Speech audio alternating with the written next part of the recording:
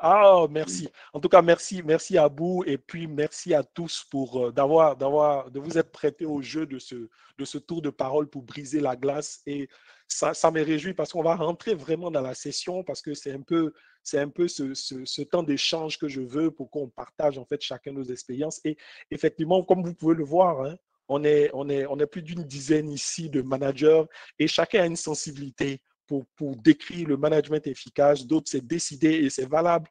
D'autres, c'est associer et c'est valable. D'autres, c'est déléguer et c'est valable.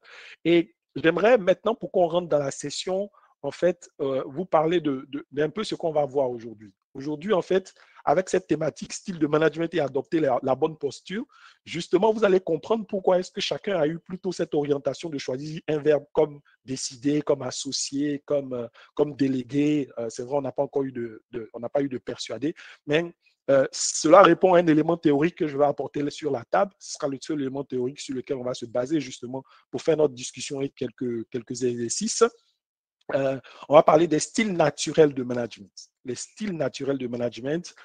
Ensuite, on va parler de comment est-ce que vous pouvez adapter votre posture selon la situation, parce qu'on sait que le management, voilà, toute cette théorie du management situationnel, le management, il est vraiment situationnel. Comment est-ce qu'on peut adapter notre posture en fonction du contexte, en fonction de la situation.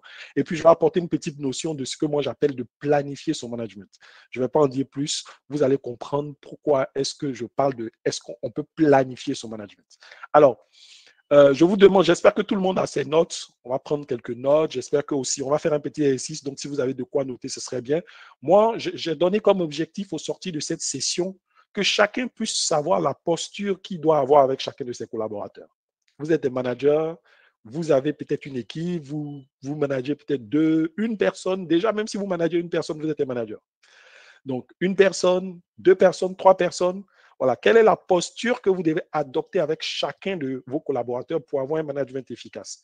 Vraiment, j'aimerais que chacun puisse avoir ses réponses claires au sortir de ce petit atelier. C'est vraiment l'objectif que je fixe de cette séance. Alors, comme je le disais, et c'est l'élément théorique sur lequel nous allons nous baser pour notre discussion. Voilà, il y a un psychologue américain qui est un grand spécialiste des attitudes, du comportement, qui s'appelle Rensis Likert, qui dans les années 60 a apporté en fait cet élément théorique dans le monde des affaires pour dire qu'il y a 4 styles naturels de management. Il y a 4 styles naturels de management. Il y a le style directif qui prend des décisions, il y a le style persuasif qui persuade, il y a le style participatif qui associe, et puis il y a le style délégatif qui est vraiment dans la délégation. Alors, moi, vous allez le remarquer, je suis très visuel, hein, vous voyez, par rapport aux approches sensorielles. Voilà, il y a des gens qui sont visuels, il y a des gens qui sont auditifs, il y a des gens qui sont kinesthésiques. Moi, je suis très visuel, donc j'aime beaucoup utiliser les graphiques pour que vous puissiez comprendre assez facilement. Et c'est pourquoi, justement, je mets ce graphique-là, pour que vous puissiez voir, en fait, comment ces 4 styles se répartissent.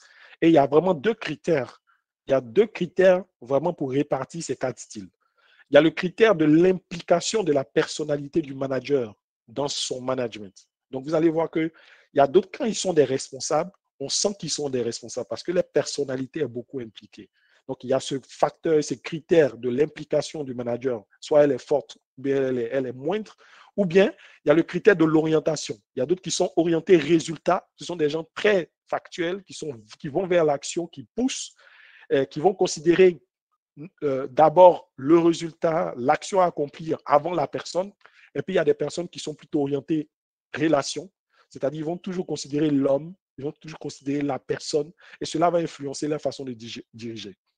Donc, les 4 styles de Likert, en fonction de ces 2 orientations, l'orientation de l'implication de la personnalité du manager et l'orientation de, voilà, est-ce qu'il est orienté résultat ou bien est-ce qu'il est orienté relationnel, vont nous permettre en fait de situer ces 4 styles naturels. Et quand j'entends 4 styles naturels, c'est en fonction de votre conception du management, comment est-ce que naturellement vous allez chercher à diriger en fait, selon que voilà, vous êtes plus orienté par rapport à cette conception du management.